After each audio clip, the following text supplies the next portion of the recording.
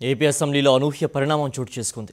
ప్రతిపక్షంలో ఉన్నప్పుడు టీడీపీ దేన్నైతే వ్యతిరేకించిందో ఇవాళ అధికారంలో ఉన్నప్పుడు అదే చేశారు. కాల్మనీ సెక్స్ రాకెట్పై చర్చకు పట్టుబట్టిన వైఎస్ఆర్సీపీ ఎమ్మెల్యే రోజాను ఏడాది పాటు స్పీకర్ సస్పెండ్ చేశారు.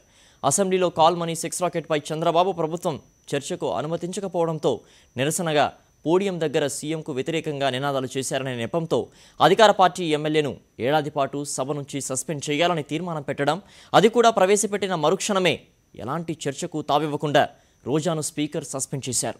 2008లో కాంగ్రెస్ అధికారంలో ఉన్నప్పుడు టీడీపీ ప్రతిపక్షంలో ఉంది. ఆ సమయంలో అప్పటి శాసనసభ్యుడు కరణం బలరాం స్పీకర్ సురేష్ రెడ్డిపై అనుచిత వ్యాఖ్యలు చేసిన అంశంపై అప్పటి టీడీపీ సభ్యుడు కరణం బలరాం కృష్ణమూర్తిని 6 నెలల పాటు సస్పెండ్ చేశారు. అయితే అప్పట్లో దానికి ఒక పద్ధతి పాటించారు. కరణం బలరాం కృష్ణమూర్తి చేసిన వ్యాఖ్యలపై అధికార పార్టీ సభ్యులు స్పీకర్కు ముందుగా ఫిర్యాదు చేశారు. స్పీకర్ దాన్ని సభా హక్కుల కమిటీకి నివేదించారు. సీనియర్ సభ్యుడు గాదె వెంకట్రెడ్డి నేతృత్వంలో సభా హక్కుల కమిటీకి సిఫార్సు చేయగా ఆ పూర్వాపరాలు తెలుసుకుని సాక్ష్యాధారాలు పరిశీలించారు. స్వయంగా కరణం బలరాం వాదనలు కూడా విన్నారు. ఆ తర్వాత కరణం బలరాంను 6 నెలల పాటు సస్పెండ్ చేయాలని సిఫార్సు చేశారు. విశేషం ఏంటంటే కరణం బలరాంకు శాసనసభలో వివరణ ఇచ్చుకునే అవకాశం కూడా ఇచ్చారు.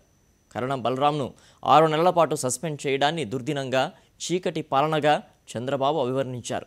కానీ ఇప్పుడు అదే చంద్రబాబు రోజాను ఏడాది పాటు నిబంధనలకు విరుద్ధంగా సస్పెండ్ చేయడాన్ని విశ్లేషకులు తప్పుపడుతున్నారు.